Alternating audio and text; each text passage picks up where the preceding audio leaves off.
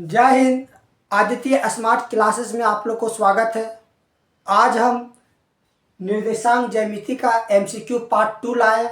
कल पार्ट 1 हम बना दिए, जो ज़्यादा नहीं, लगभग 8 से 9 मिनट का वीडियो होंगे, और आज हम पार्ट 2 लाए हैं। पहला मैं आप लोग का कंसेप्ट बताया, वो देख लीजिएगा। इसके बाद एमसीक्यू का पहला पार्ट 1 लाए और आज ये दूसरा पार्ट है। तो चलिए आज हम देखते हैं। इसके बाद देखने के बाद आप लोग का एक भी क्वेश्चन डाउट नहीं जाएगा। अगर उसके बावजूद भी जाता तो आप लोग कमेंट बॉक्स में बताइएगा।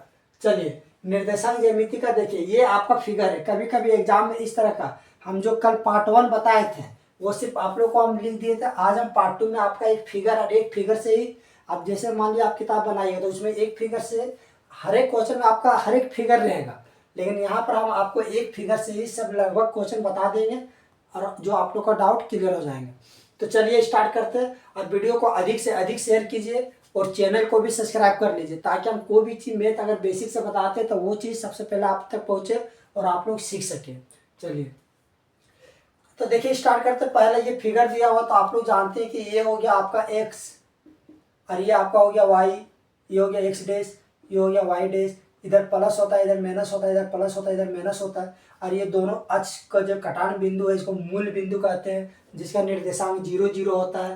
और 0 0 में शुरू में हम हमेशा x का लिखते हैं और बाद में y को लिखते हैं। x को हम भुज बोलते हैं, y को हम कोटि बोलते हैं। इतना तो आप लोग सुन के तो आप लोग समझ में आ गया होगा।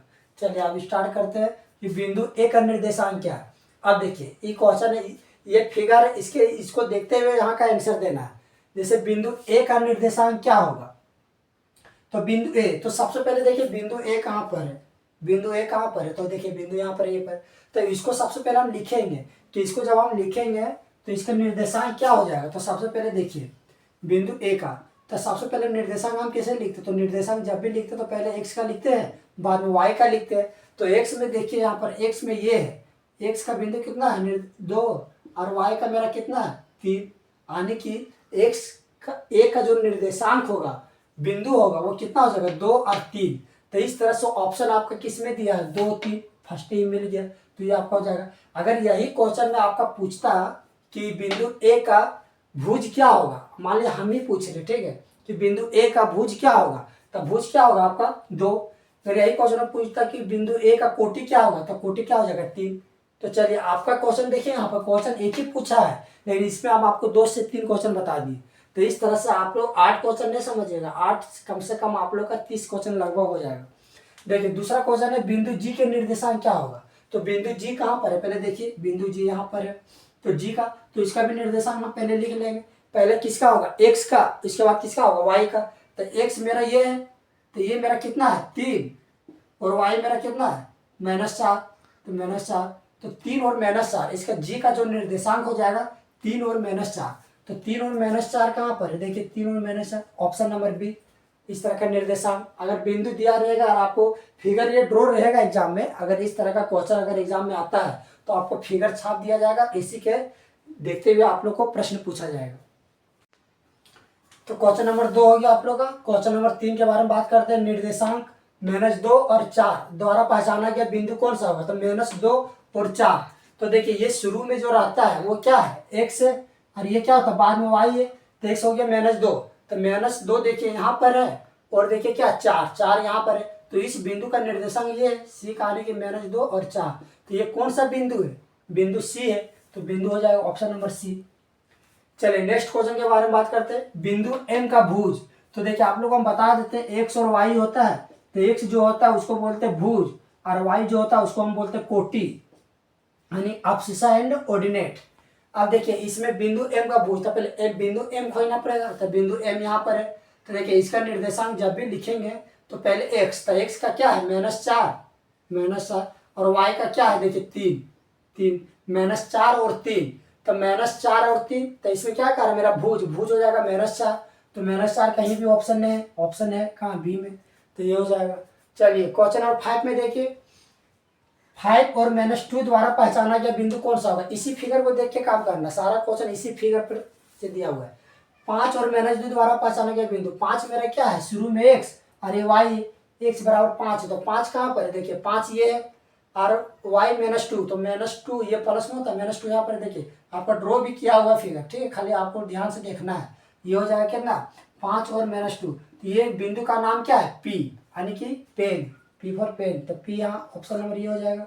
चलिए अगला क्वेश्चन है बिंदु L का कोटि और भुज क्या होगा। ध्यान से देखिए बिंदु L का पूछा कोटि और भुज क्या है। तो बिंदु L पहले देखिए, बिंदु L यहाँ पर है, तो इसका जब भी निर्देशांक लिखेंगे पहले क्या होता है भुज, तो भुज मेरा क्या हो जाएगा बताइए -4 और कोटि मेरा क्या हो जाएगा -5।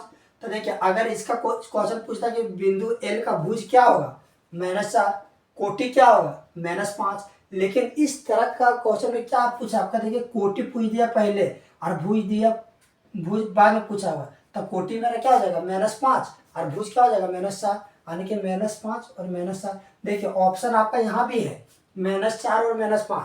बहुत लड़का ऐसा होगा कि आप आंसर ए लगा देगा क्योंकि समझ लेगा पहले को भुज का था बाद में कोटि, लेकिन यहाँ पर आपका क्वेश्चन ध्यान से देखिए ये पलट दिया है। कभी कभी एग्जाम में इस तरह से भी दे दिया जाता है कंफ्यूज के लिए, और अधिकतर स्टूडेंट कंफ्यूज हो जाता है।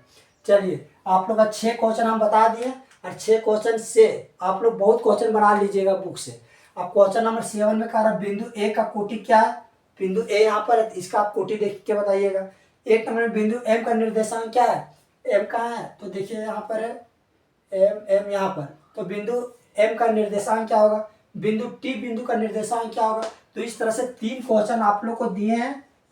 तीनों क्वेश्चन को आप लोग फिगर को आराम से अच्छा से देख के और इसका आंसर बता के कमेंट बॉक्स में बताइएगा कि आंसर क्या होंगे, ठीक है।